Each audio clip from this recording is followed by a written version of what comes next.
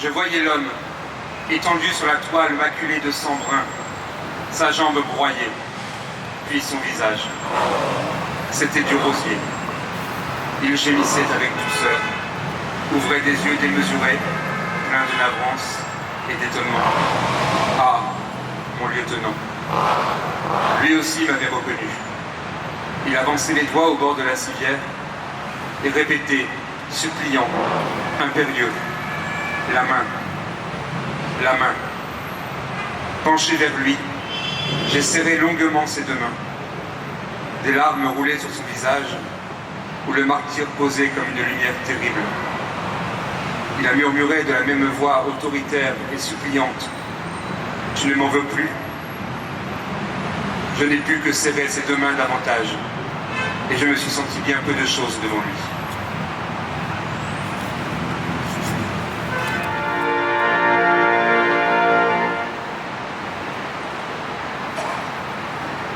Ceux de 14. Le 27 septembre 1918. Cher papa, si je dois tomber au cours d'une attaque prochaine, ne me pleure pas. Cher papa, c'est bien inutile. Je n'aurais fait que juste ce que le devoir commandait. Et je serais tombé comme tant d'autres pour une belle idée, un grand idéal. C'est une mort utile et heureuse que celle-là.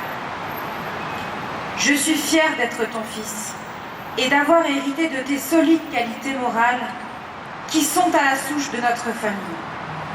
Je te suis infiniment reconnaissant de l'éducation solide que tu m'as fait donner. Cela m'a permis de distinguer dans la vie les grandes et belles choses des idées et sentiments frivoles. Je suis fière d'être ton fils et je veux te le dire aujourd'hui, car qui sait ce que nous réserve l'avenir, et je te jure d'être digne de notre maison, l'heure de l'attaque venue. Je t'aime plus que je ne te l'ai jamais montré, ainsi que Pierre. Gros baiser à tous deux, de celui qui vous aime. Marius. Né à Lodève, il était le fils d'ouvrier du textile. Il était cuisinier comme son frère, tué sur le front au début de la guerre, et ne cessait d'écrire à sa femme Maria. Bien après la guerre, Achille devint restaurateur à Montpellier.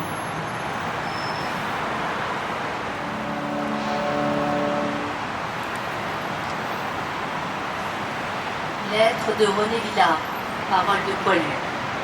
Lundi 11 novembre.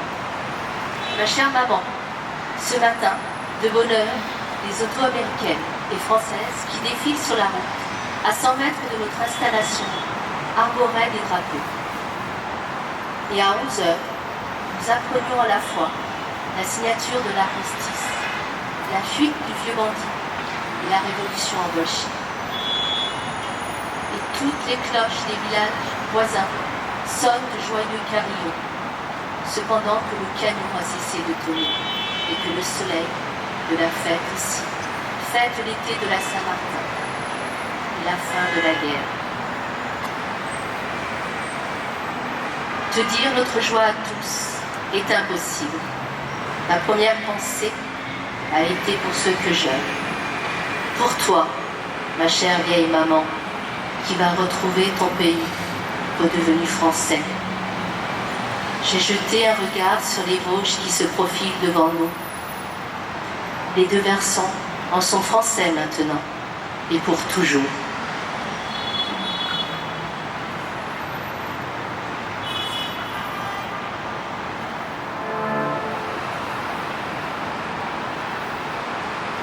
Ceux de 14, Maurice Genevois. Nous sommes partis. À travers le plateau dénudé, notre longue troupe marche sur la route bossuée, défoncée par les convois. Dans le soir, je distingue encore le visage de nos hommes et les détails de leur équipement. Quelle détresse dans ces loques fatiguées, sillonnées de coutures malhabiles, blanchies d'usure, crevées d'accrocs, ravaudées de pièces bariolées. Devant moi, Bernadette, l'homme au gâteau de riz, montre sous sa capote un mince pantalon de drap noir.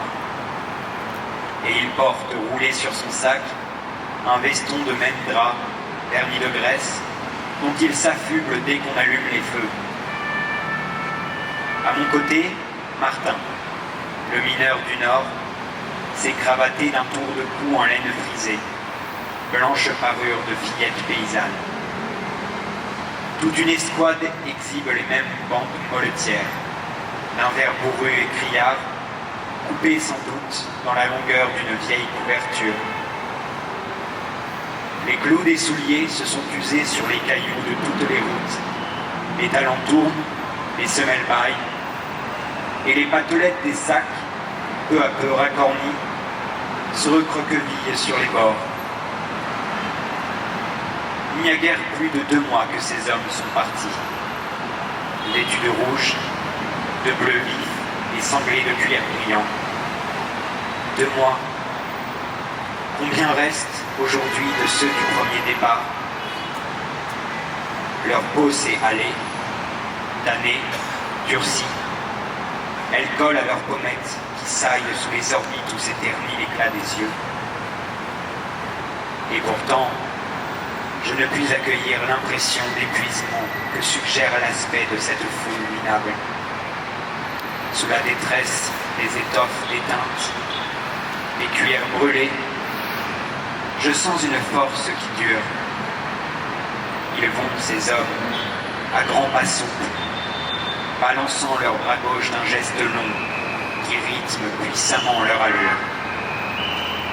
Leur main droite se noue, près de l'épaule, à la bretelle de leur fusil, et le poids des cartouches, avec celui du sac, fait saillir encore les muscles de leur cou.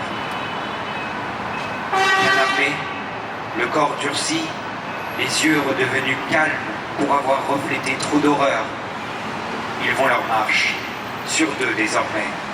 Que la fin de l'étape soit la grange tiède et pleine de foin, ou la tranchée boueuse que cherchent les obus, ou le combat crépitant qui fauche les hommes par rangées.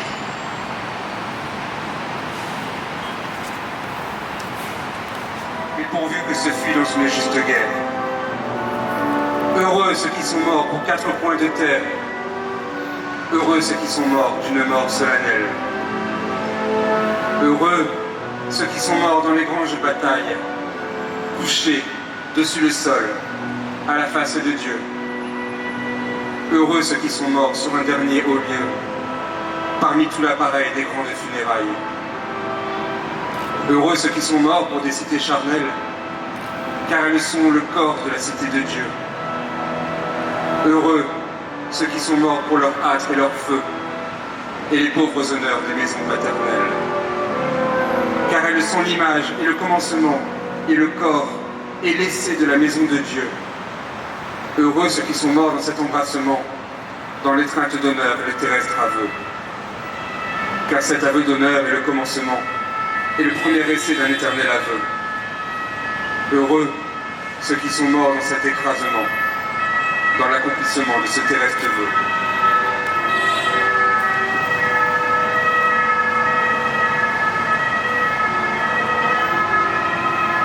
Car le vœu de la terre, c'est le commencement et le premier essai d'une fidélité. Heureux ceux qui sont morts dans ce couronnement, et cette obéissance, et cette humilité. Heureux ceux qui sont morts car ils sont retournés dans la première argile et la première terre.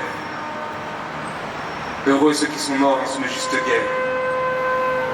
Heureux les épis mûrs et les blés moissonnés. Charles Péguy.